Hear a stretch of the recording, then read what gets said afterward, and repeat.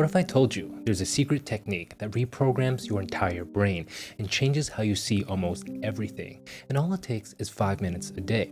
If you want to join the ranks of Tim Ferriss, Thomas Edison, billionaires like Richard Branson, this is something you literally cannot afford to not do every single day. In this video, I'll teach you a technique that changes how your brain is wired and puts you on the road to infinite resilience. If you practice what I'm about to show you, I can almost guarantee you will become limitless. And it all starts with understanding your R. R is defined as the number of times you can stomach failure before it finally kills you. When you have no resilience, your R is 0. At the first sign of failure, the mere whiff of its stink, you drop everything. Most people have an R of 1 or 2. 2 failures is the most an average person can take. But guess what? The people who've made it, they live on an entirely different plane of existence. Harry Potter, rejected 12 times. Pandora, rejected 300 times. KFC, 1,009 times. Sylvester Stallone, rejected 1,500 times. The Dyson vacuum, 5,126 failed prototypes. If your R is just 1 or 2, you might as well just shred your list of dreams right now because you're never going to make it. And that's why increasing your R is one of the most important meta skills you could ever train. And it is a skill, a core skill from which everything else flows forth. First step of this journey is defining your goal R. Pick a number and set it in stone. If you want an R of 100, then you must collect 100 failures. This is your first task before doing literally anything else. Intentional desensitization. Collect 100 failures like you would 100 coins in a game. Not only does it become fun, it becomes incredibly liberating as well. I'm not here to score a date with a hot girl. I'm here to actually get rejected. So much less pressure. What's the worst that could happen? You get rejected? Great. That was the point anyway. But what do most people do? The complete opposite. They creepily stare from afar, or they do the other thing. They over-prepare. They'll read every book out there, spend hours memorizing pickup lines, months learning tangential skills like magic tricks and guitar solos, basically anything but actual social skills. And when they finally do muster up the courage to talk to a girl, they'll be so utterly destroyed when it goes wrong that they never do it ever again. Because holy crap, if I did all of that and still got destroyed, what hope is there? Like, dude, all you had to do was go up to her and say hi. You probably think this is hilarious, that would never be you, except it is you. Take out the dating analogy and put in whatever other goal you may have. I guarantee you're either doing nothing about it or over-preparing, because deep down, you know your R is just 1 or 2, and that means you can barely afford to fail even once. That's a big problem. But guess what? You can handle failure. You can have infinite resilience. It's time I show you how. But first, let me show you a simple tool that takes your writing game to the absolute pinnacle of quality and efficiency. More than a spell checker, Grammarly is your very own trusty AI writing partner. In today's day and age, you can't afford to draft a cover letter without it. You know why? Because your arch nemesis Bob is doing everything he can to destroy you and take your spot. So, if I were you, I'd do a few non-negotiable steps. First step, ask Grammarly to review my resume by asking for actionable tips to stand out. Second step, eat a delicious snack. Third step, ask Grammarly to use my resume to draft the best cover letter possible. And bam, all done in less than a minute. And that's all for free too. But when you upgrade to Grammarly Pro, you'll unlock a bunch of other features too, like being able to ensure your writing matches the exact tone you want to convey, or scanning 16 billion web pages for potential plagiarism and AI detection, so you can submit your work with confidence. How cool is that? Stop waiting, sign up and upgrade to Grammarly Pro for 20% off with the link below. Now, back to the video. To build infinite resilience, you must learn to reprogram your brain. To do this, we must first map out the anatomy of a fail from the brain's perspective. There's 3 major points the brain pays attention to. First time I applied to medical school, I didn't get in. Point A began when I clicked the email to find out the news. Point B is when I first registered the rejection and started feeling like crap. Point C is when that feeling of crappiness overwhelms you and you go into full panic mode. I call it slipping into the theater of the mind. Here, you begin running bizarro simulations of the future. Sitting alone in that stupid mental auditorium, I did exactly that. In the first simulation, I saw myself tell my family the bad news. I saw the disappointment in their eyes, the humiliation of being left behind while my peers became wildly successful. I saw a vision of me being a homeless Harvard graduate, stripping to make ends meet. But just as quickly, a third vision. I was triumphant, rich as hell, buying the entire damn school and owning them. Yeah, so in one second I'm a homeless stripper and in the next second I'm a vengeful billionaire? As you can see, point C makes no sense. And yet, you can be stuck here for days, maybe even months, lost in your own insecurities. Reprogramming the mind isn't about not feeling crappy, it's about reprogramming how you respond to feeling crappy. It's about gaining a powerful awareness of where you are in the map of failure at all times. If you can train yourself to recognize this timeline every time something bad happens and follow it from A to B to C, you gain the ability to charter a new path. If resilience is the meta skill of success, then awareness is the meta skill of resilience. The more aware you are of your own thoughts, the more power you have to change them. This awareness is literally how you unlock the hidden hacking terminal of your mind and gain the power to influence your own reflexive thought patterns.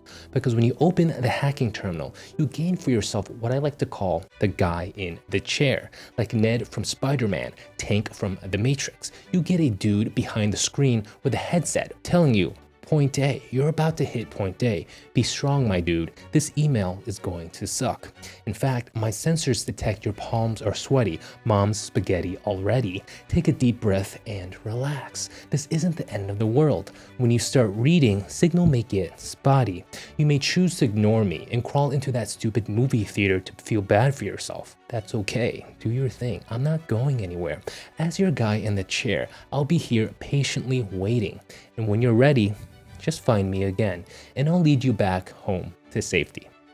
Always. Ned's a good guy. We all need a Ned in our life, and luckily for you, you already have one. You just haven't taken the time to train him up or use his services. But when you do strengthen your connection to Ned, no matter how bad point B becomes, we'll always coach you through it. Sir, my sensors detect some crappiness coming online. Don't be afraid. Don't run. Embrace it. Feel the physicality of the crappiness and note exactly how it manifests in your body. Feel the ragged breath in your chest, the darting eyes in your skull, the tenseness in your neck, the jitters in your hands. When you focus all your awareness and stay present to the physicalness of the world in front of you, you avoid reflexively heading towards point C, the insanity of mental theater. Because point C sucks. Point C prevents you from thinking rationally. Point C leads to one of two usual destinations. One is complete surrender. It's yes, I am good for nothing.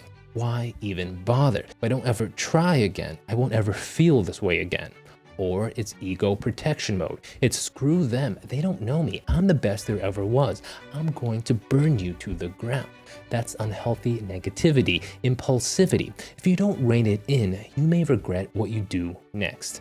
In the end, these are all just two sides of the same coin, manifestations of the same emotional pain you don't know how to process. You think there's only two options, except there is a secret third one, an option that only gets unlocked when you listen to Ned's soothing voice, telling you to focus on the physical world.